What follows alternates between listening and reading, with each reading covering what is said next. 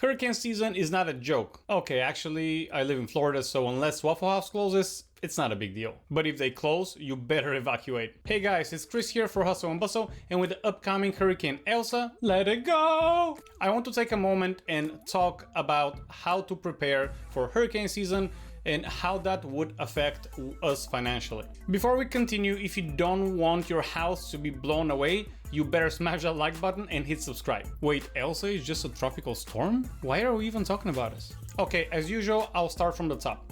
Hurricane categories are based on sustained wind speeds during the storm.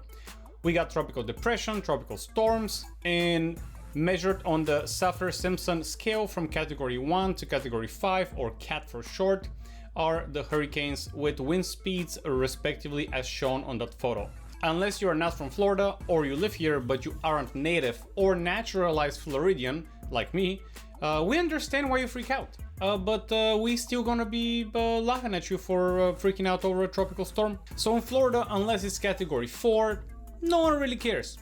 Anyways, quick explanation, hurricanes feed off the heat and moisture of the ocean, so once they hit land, they tend to weaken. As a self-respecting Floridian, I always have 2 gas tanks, 5 gallons each with fuel. Oh shit, my car is electric. For majority of people that drive ICE vehicles or gas vehicles, you should always have a gas can with at least 5 gallons. Even if you're not into hurricane area, gas is not only for your car, but also for your generator if you happen to have one. I personally have one and I've never used it, which is actually a good thing. You also might need that gas to make a flamethrower in case of a zombie apocalypse, so please get yourself at least 1 gas can. Shortages and gas prices are skyrocketing during storms and after storms, so that's nothing new. So having your car with full tank of fuel and gas can or 2 will be very financially responsible and also common sense. Okay, so this is for your energy. Make sure your car is in tip-top shape. Check your fluids, you got coolants, brakes, power steering, oil, and so on and so forth, belts, hoses, brakes, suspension parts, and all the like. If you don't know how to check it yourself, take it somewhere. You don't want to be in a situation where your car breaks down due to poor maintenance when you're getting away from a disaster.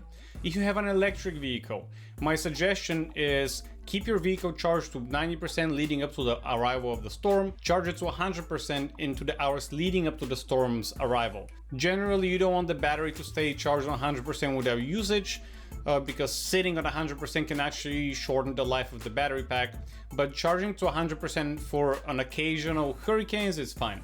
Keep your cell phones charged to 100%, and remember you can always use the USB ports of the car if you lose power in your house. Evacuations. Take your electric vehicle, not your gas car. There will be long lines at the gas station and sometimes no gas. If the storm is really bad, some supercharging stations may lose power, but so would the gas stations. So either way, no matter which car you get, you're pretty much screwed. Destination chargers at the hotels though might work because hotels have a backup generators. Don't forget to bring your mobile chargers and adapters. Also conserve energy. Turn on the range mode, turn off cabin overheat protection and Sentry mode, drive slower if you drive Tesla, and similar features for other electric vehicles, which I'm not familiar with because I don't have other electric vehicles. For really bad hurricanes, just consider moving your vehicle to a large parking garage instead of your house. Consider getting a tire repair kit, fix-a-flat, pump with green goo, patch kit, whatever they're called, because the odds of you getting a flat go up dramatically during a storm or a hurricane. How would that save you money? Well, it will save you money on gas, since gas prices during or after a hurricane are usually higher, and this is considering there is gas at the pump. Also, the time you're gonna spend waiting in line for gas might be a considerable amount, so save yourself time and money and get gas cans now and fill up your tank today. Also, having your car inspected and fixed before the storm will save you money and time as well, since after or during a storm you might not be able to find a mechanic, or if you do, prices might be higher. Okay, food. People always freak out about food, but water is something that you need more than food, so make sure you got enough water. Not only for drinking, but also for cooking, because if the water supply is cut off, then drinking water is a priority. Bathing water is not a priority because you can just go outside in the middle of the hurricane, use some free water that it provides, just bring a bar of soap and you're good to go. Recommended where I'm from, it's 2 liters per adult per day, but I read online that people say a gallon, like I don't know, like we're not taught that way. We usually use 2 liters per day as a measurement in Europe. And for my American audience, that is about 2 quarts or half a gallon a day. Get it now so you don't experience price surges or worse, water bottle shortages, since most of the non-Floridians like to freak out over a tropical depression and buy all the water like we're gonna die tomorrow. Now about the actual food. Think of what would not spoil, like oatmeal. Stock up for at least 5 days of food supply. Some examples are dry cereal, canned fruits, canned vegetables, canned juice. You see the canned team here. Ready-to-eat canned soup, canned meat, pasta, beans, peanut butter, bananas, apples, oranges. They usually last about 5 days. Nuts, crackers, granola bars, and so on and so forth. And the same here. Get them now so you don't spend more money for it later, or even worse, not have any food to buy even if you have the money. How would that save you money? Well, I already mentioned that they might not be any food or water to buy during or after a storm. Stores might not be open, also prices might be higher, like the gas.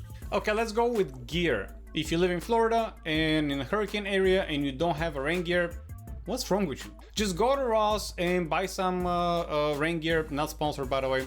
Prepare an emergency bag. You can go old school and prepare important documents in a Ziploc bag so it doesn't get wet, or you can do what I do.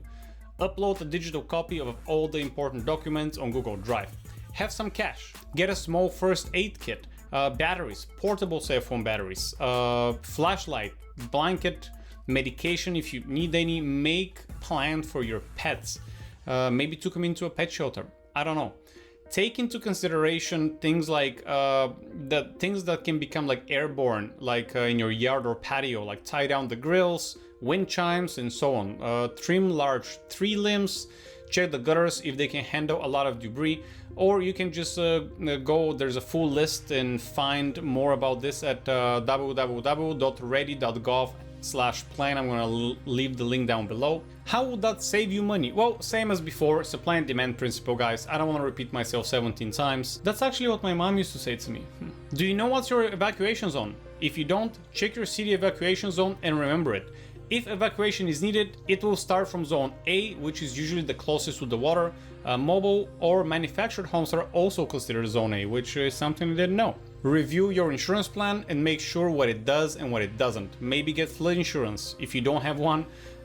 Get shutters for your windows if you don't have some, or just go old school with plywood. Keep in mind, plywood prices are pretty high right now. Okay, we're almost at the end of this video, guys, and if you haven't liked the video yet, please do consider subscribing and like the video. That's gonna help me out tremendously to grow the channel. I will finish with some interesting info about how the hurricane names are chosen.